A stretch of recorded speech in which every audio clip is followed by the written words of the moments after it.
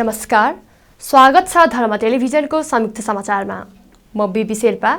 सुरु गरौँ आजका प्रमुख समाचारबाट। नेपालमा शनिबार थप 8,980 जनामा कोरोना पुष्टि, थप 129 जनाको मृत्यु। असंवैधानिक प्रतिनिधि सभा विघटन विरुद्ध नेभी संघको मसाल जुलुस।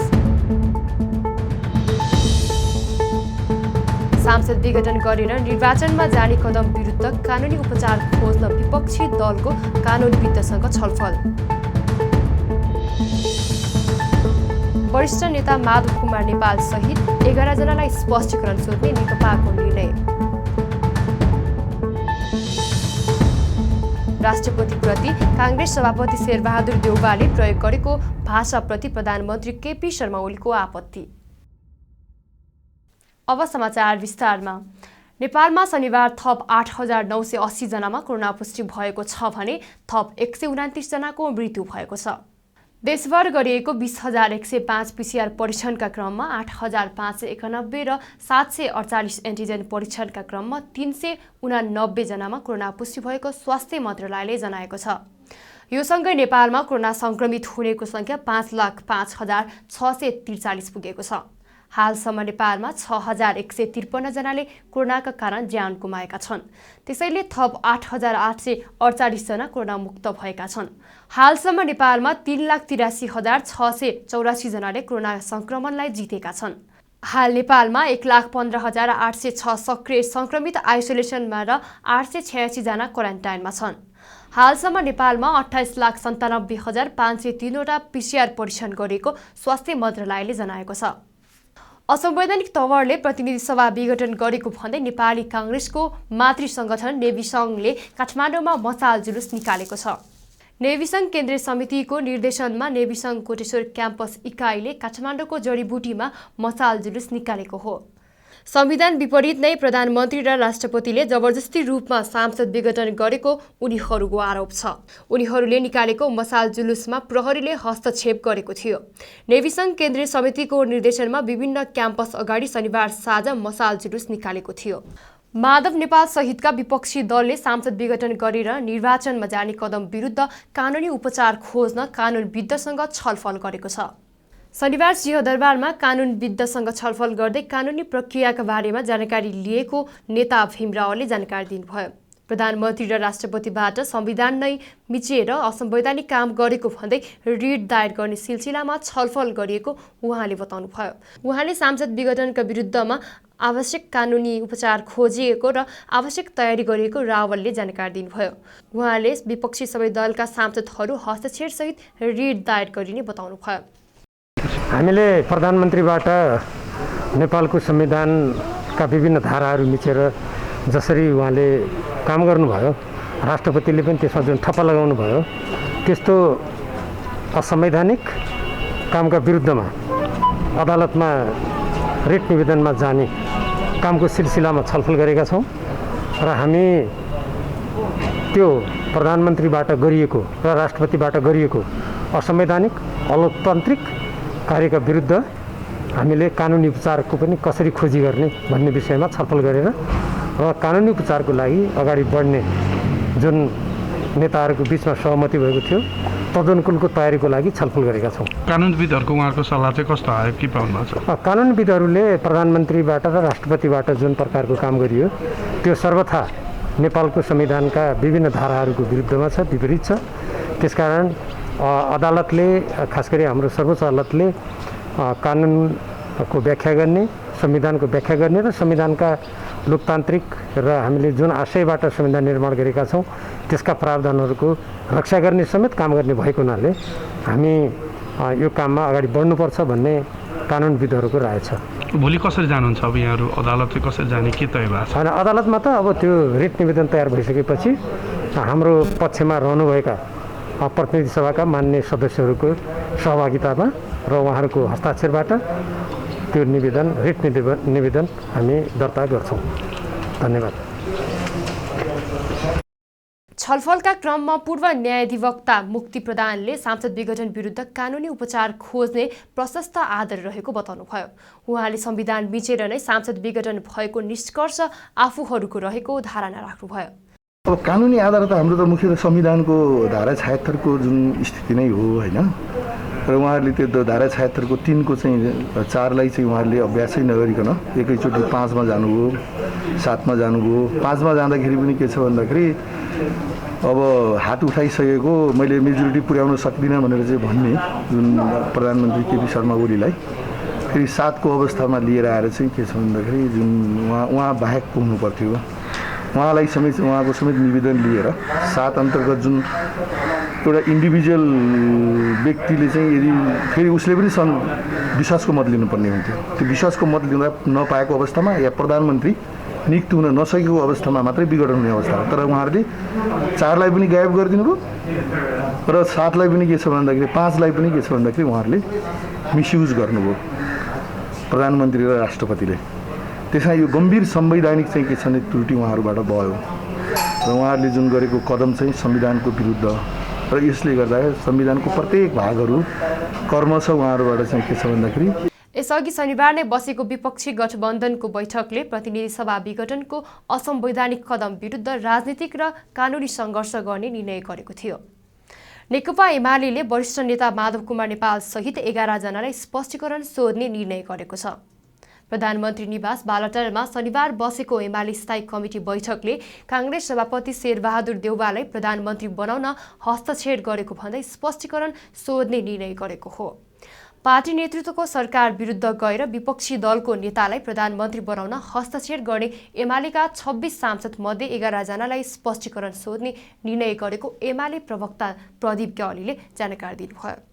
नेता नेपाल सहित झलनाथ खनाल, भीम रावल, मुकुन्द नेउपाने, रामकुमारी झाँक्री, कल्याणी खड्का, सरला यादव, पुष्प कुमारी कर्ण, कलिला खातुन, लक्ष्मी कुमारी चौधरी, निरादेवी जैरूलाई स्पष्टीकरण सोधिएको उहाँले जानकारी दिनुभयो। अन्य नेतालाई बेग्लै छलफल गरेर यथार्थ बुझ्ने ग्यावालीले जानकारी दिनुभयो। ग्यावालीले नयाँ प्रधानमन्त्री बन्न नसकेकाले संविधान अनुसार नै सांसद विघटन र निर्वाचनको घोषणा गरिएको बताउनुभयो। सरकारमा पुर्याउन जे जस्ता खालका गतिविधिहरू यसबीचमा भए त्यसको गम्भीरतापूर्वक समीक्षा गरिएको छ र त्यो समीक्षाको निष्कर्षको आधारमा खास गरेर आफ्नो पार्टीको अध्यक्ष, दलको नेता र प्रधानमन्त्रीलाई प्रधानमन्त्री पदबाट हटाउन विपक्षी दलहरूसँग मिलेर हस्ताक्षर गरेर सरकार हटाउने जुन खालका गतिविधिहरू भए त्यो गतिविधिमा संलग्न देखाएका नेताहरूलाई स्पष्टीकरण सोध्ने निर्णय गरिएको छ। माधव कुमार नेपाल, झलनाथ खनाल, भीम रावल, मुकुन्द नेउपाने, रामकुमारी झाँक्री, कल्याणी खड्का, सरला यादव, पुष्पा कर्ण, लक्ष्मी चौधरी, कलिला खातुन र निरा जैरू, यति 11 जनालाई स्पष्टीकरण सोध्ने निर्णय गरिएको छ। उहाँको स्पष्टीकरण कस्तो आउँछ त्यसमाथि आधारित भएर पार्टीले थप निर्णयहरू गर्नेछ। दोस्रो, हामीले कोभिडको पछिल्लो अवस्थाको बारेमा पनि छलफल गरेका छौँ। यसबीचमा नेपाल सरकारको आह्वानलाई सम्बोधन गर्दै विभिन्न मित्र राष्ट्रहरूले नेपालको कोभिड विरुद्धको लडाइँमा जुन ढङ्गले सहायताहरू पठाइरहनु भएको छ त्यसलाई हामीले स्वागत गरेका छौँ र अब हामीले अरू पार्टीहरूलाई पनि आह्वान गरेका छौँ। तर मूलतः हाम्रो पार्टी कोभिड नियन्त्रणका काममा आफ्नो सम्पूर्ण ध्यान त्यसमा केन्द्रित गर्छ। सरकारलाई पनि त्यसमा केन्द्रित हुनको निम्ति हामीले आग्रह गरेका छौँ। र पहिलो कुरा अहिले 1 मिनट यहाँलाई थाहै छ, सरकार गठनका हामीले सम्पूर्ण स्टेपहरू पारेका छौँ। सुरुमा यो सरकार संविधानको धारा 76(2) अनुसार बन्यो 74 साल फागुन 3 गते। तत्कालीन नभनौँ, अब नेकपा माओवादी केन्द्रको समर्थनमा नेकपा एमालेको सरकार बन्यो 76(2) अनुसार। 75 साल जेठ 3 गते पार्टी एकीकरण भएपछि त्यो 76(1) को सरकार बन्यो।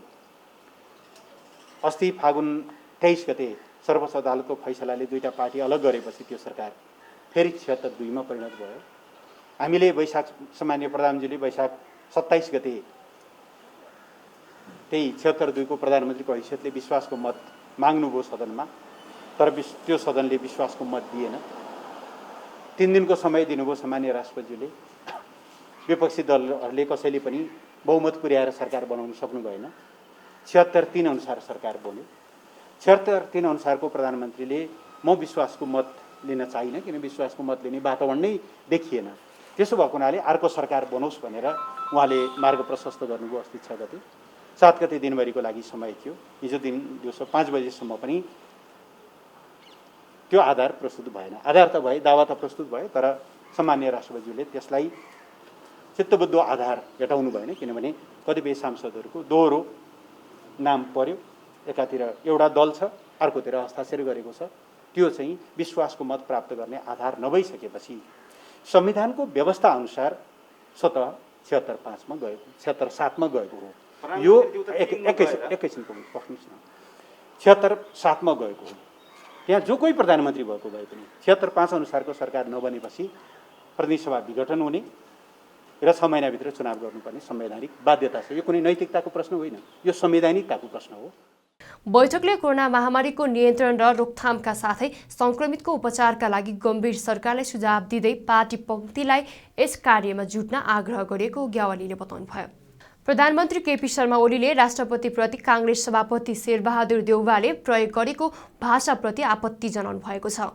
शनिबार बालुवाटारमा बुद्धिबहादुर रायमाझीको 16 वर्ष जेल जीवनको पुस्तक लोकार्पण कार्यक्रममा बोल्दै ओलीले देउवाले जारी गरेको प्रेस विज्ञप्तिको भाषाप्रति आपत्ति जनाउनु भएको हो। उहाँले देउवाको विज्ञप्तिमा राष्ट्रपति विद्यादेवी भण्डारीलाई तपाईँ नभनिएकोमा असन्तुष्टि व्यक्त गर्नुभयो। काङ्ग्रेसका सभापतिको त्यस स्तरको भाषा देखेपछि गणतन्त्रलाई खुइल्याएको अभियानको गहिराई कहाँसम्म पुगेको छ भनेर अचम्म लागेको उहाँले बताउनुभयो। प्रधानमन्त्री ओलीले जनताका छोराछोरी सम्मानित पदमा पुगे भने सम्मान गर्नु हुँदैन भन्ने ठान्ने गरेको तर्क गर्नुभयो।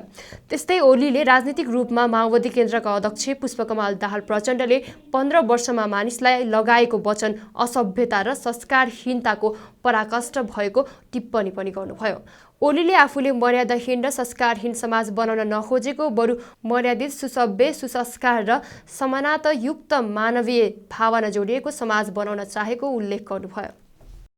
आदर्शहीन अरूले आदर्शका नकली कुरा गर्दै देशलाई अराजकता, असभ्यतातिर लान खोजिरहेका छन्। भाषाको हिसाबले गाली गलौज तथा न औपचारिक भाषामा मैले आज प्रमुख प्रतिपक्षी दलका नेता नेपाली कांग्रेसका सभापति शेरबहादुर देउवाजीको औपचारिक वक्तव्य हेरे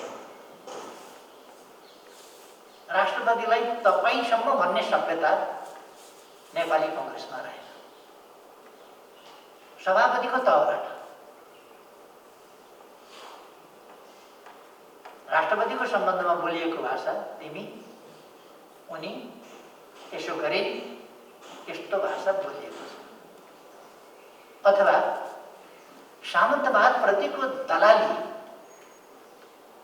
त्यस ठाउँमा एउटा कुलीन गरानिया जन्मसिद्ध श्रेष्ठताको पाखण्डी सिद्धान्तको आधारमा आएको कुनै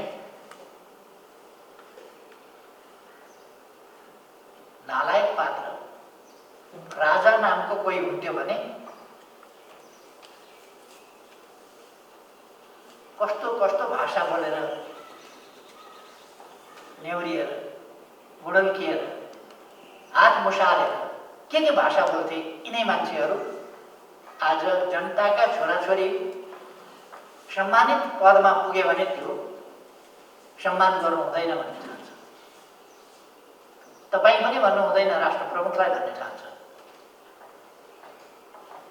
असभ्य तरिकाले बोल्नु आफ्नो बहादुरी ठान्छ। अरूलाई त तिमी भन्नु बहादुरी ठान्छ। मलाई अरू त चलेकै थियो, नेपाली कांग्रेसका सभापतिको पनि त्यस स्तरको भाषा देखेपछि गणतन्त्रलाई खुल्याउने अभियानको गहिराई र व्यापकता कहाँसम्म पुगेको छ भन्ने कुरा चाहिँ अचम्म लाग्यो। असभ्यता हाम्रो संस्कृति होइन। तर अहिले पोलिटिकल्ली हेर्ने हो भने पुष्पकमल दाहालले मानिसहरूलाई बोलेका वचन लगाएका आरोप यी करिब 63 सालदेखि यी 15 वर्षका आरोप गाली गलौजका भाषाहरू हेर्ने हो भने यति गम्भीर आरोपहरू लगाएको छ मान्छेहरूलाई। असभ्यताको पराकाष्ठ देखिन्छ त्यहाँ, संस्कारहीनताको पराकाष्ठ देखिन्छ त्यहाँ। अब अहिलेको राजनीति त नेपाली काङ्ग्रेसले पनि कसलाई गुरु माने हो, कसलाई गुरु थापे हो भन्नेसम्म लाग्छ। अरू नेताहरूले कसलाई गुरु थापेको संस्कारहीनता, असभ्यता यस्ता कुराहरूतर्फ समाजलाई धकेल्न खोजिएको छ भन्जस्ती, जुन एउटा भयावह स्थिति हो। र हामी हरेकले समाजलाई सभ्य समाज राख्न, सुसंस्कृत, स्वदेशी विदेशी कसैले देख्दाखेरि पनि नेपाली समाज भनेको एउटा सभ्य सुसंस्कृत समाज हो भन्ने हिसाबले बुझ्ने। हामी अलिक पछाडि पर्यौँ। हाम्रा छिमेका ठुला ठुला देशहरू उपनिवेश भए, हामी स्वतन्त्र रहे पनि उपनिवेशको बिचमा घेरिएर बस्यौँ, बाँधिएर बस्यौँ। यहाँ सामन्तवादले जकड्यो, हामी पछाडि पर्यौँ। तर हाम्रो इतिहास, हाम्रो कल्चर, हाम्रो संस्कार, संस्कृति, सभ्यता यो तै पनि एउटा सभ्य संस्कार संस्कृति हो, गौरवपूर्ण इतिहास भएको संस्कृति। त्यस दिशामा हामीले फेरि पनि ध्यान दिनुपर्छ भन्ने मलाई लाग्छ।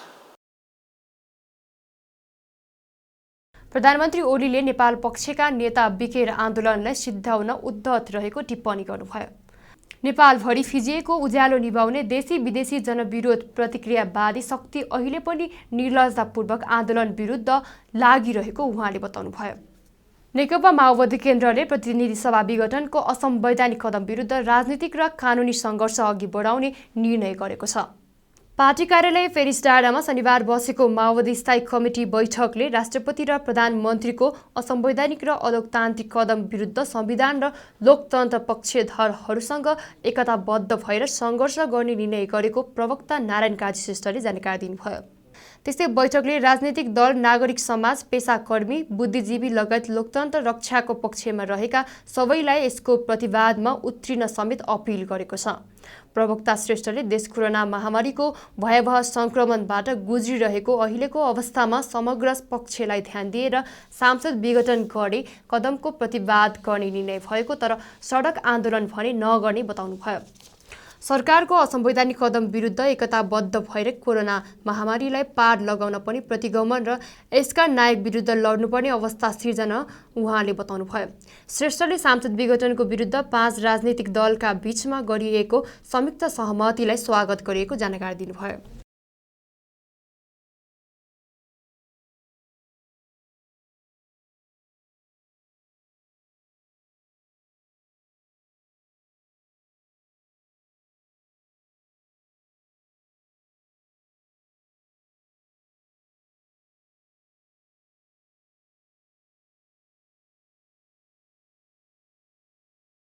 संविधान प्रतिनिधि सभा र लोकतन्त्रको रक्षाका लागि हामीले नेपाली काङ्ग्रेसका सभापति तथा प्रतिनिधि सभाका मान्य सदस्य शेरबहादुर देउवालाई प्रधानमन्त्री पद नियुक्तिका लागि प्रतिनिधि सभाका 149 मान्य सदस्यहरूको हस्ताक्षरसहित राष्ट्रपति समक्ष जारी गरेका थियौँ। नेपालको संविधानको धारा 78 को उपधारा 5 बमोजिम हामीले प्रतिनिधि सभाका बहुमत सदस्यहरूको हस्ताक्षरसहित विधिसम्मत पेश गरेको दाबीमाथि संविधान निर्णय गरी प्रधानमन्त्री नियुक्त गर्नुपर्ने संवैधानिक दायित्व राष्ट्रपति विद्याधर भण्डारीबाट निर्वाह गरिएन। उल्टै प्रधानमन्त्री केपी शर्मा ओलीसँगको मिलोबन्दमा पदवेद पूर्ण किसिमले प्रतिनिधि सभाको गठन गरी नेपालको संविधान र लोकतन्त्रमाथि प्रहार गरिएको छ। यस प्रतिगामी कदमबाट मुलुक नयाँ राजनीतिक ध्रुवीकरण र जटिलतातर्फ धकेलिएको छ। निर्वाचन नगराई आफ्नो निरङ्कुश सत्ता बनाउने दुराशयबाट घोषित आम निर्वाचनले कोरोना सङ्कटको महामारीको भयावह अवस्थाको सामना गरिरहेका जनताको जीवनलाई झन् गम्भीर सङ्कटमा धकेलिदिएको छ। यस्तो महामारीमा राजनीतिक जगत र सिङ्गो राष्ट्रलाई एकताबद्ध रूपमा अगाडि बढाउनु पर्नेमा जनसमिति संस्थालाई विघटन गरी प्रधानमन्त्रीबाट गैर जिम्मेवार कार्य भएको छ। यसबाट देश र जनताले झन् बढी दुःख र कष्टको सामना गर्नुपर्ने स्थिति सिर्जना भएको छ। प्रतिनिधि सभालाई रातारात विघटन गर्ने राष्ट्रपति र प्रधानमन्त्रीको असंवैधानिक, अलोकतान्त्रिक, स्वेच्छाचारी, निरङ्कुश र प्रतिगमनकारी कार्यको हामी घोर निन्दा र भर्त्सना गर्दछौँ। राष्ट्रपति र प्रधानमन्त्रीको प्रतिनिधि सभा विघटन गरी मुलुकमा राजनीतिक अनिश्चय, अन्य र अराजकता सिर्जना गर्ने असंवैधानिक, अलोकतान्त्रिक र प्रतिगमनकारी कार्यको विरुद्ध एकताबद्ध भई राजनीतिक र कानुनी रूपमा सशक्त किसिमले प्रतिवाद गर्न हामी कटिबद्ध छौँ। राष्ट्रपति र प्रधानमन्त्रीबाट प्रतिनिधि सभाको विघटन गर्ने प्रतिगमनकारी कार्यका विरुद्ध भई नेपाली जनताको नाम सङ्घर्ष र बलिदानलाई स्थापित नेपालको संविधान र अन्तर्गत सङ्घीय लोकतान्त्रिक गणतन्त्र, समावेशी लोकतन्त्र एवं नेपालको सर्वोच्च राष्ट्रिय सुरक्षाका लागि दृढ रूपमा अगाडि बढ्न हामी सम्पूर्ण राजनीतिक दल तथा जनसमुदायमा हार्दिक आह्वान गर्दछौँ। प्रश्न जस्तो यो बेलामा अब तपाईँहरू सशक्त रूपमा कसरी जाँदै हुनुहुन्छ? सडकमा लडाइँ के छ, कसरी अगाडि बढ्नुहुन्छ तपाईँ? अब तपाईँहरूले हामी सबै पार्टीहरू जो यो प्रक्रियामा छौँ तिनीहरूबाट संयुक्त वक्तव्य तपाईँहरूले सुनिसक्नुभयो या प्राप्त गरिसक्नुभयो। त्यसमा मुख्य रूपमा यो राष्ट्रपति र प्रधानमन्त्रीको कदम असंवैधानिक र अलोकतान्त्रिक मात्रै होइन, निरङ्कुश, स्वेच्छाचारी र प्रतिगमनकारी छ र यसको सशक्त प्रतिवाद गरिनेछ भन्ने कुरा प्रष्ट तपाईँहरूले सुनिसक्नु भएको छ। त्यसमा यो पनि भनिएको छ हामी यो प्रतिवाद हामी राजनैतिक रूपले पनि गर्छौँ र कानुनी रूपले पनि गर्छौँ। कानुनी रूपले हामी हिजो हस्ताक्षर गरेर हामी 149 जनाले जो चाहिँ दाबी प्रस्तुत गरेका थियौँ हामी ती सबै नै र त्योभन्दा बढी पनि यो प्रतिगमनकारी कदमका विरुद्ध हुने सबै सांसदहरूको हस्ताक्षर सहित हामी सर्वोच्चमा जान्छौँ र जसरी हिजो संसद विघटन एउटा निरङ्कुश कदम हो, प्रतिगमनकारी कदम हो भनेर त्यसको सडकमा पनि र चाहिँ अदालतमा पनि राम्रै प्रतिवाद भयो र अदालतले अन्ततः संसद पुनर्स्थापना गर्ने निर्णय गर्यो।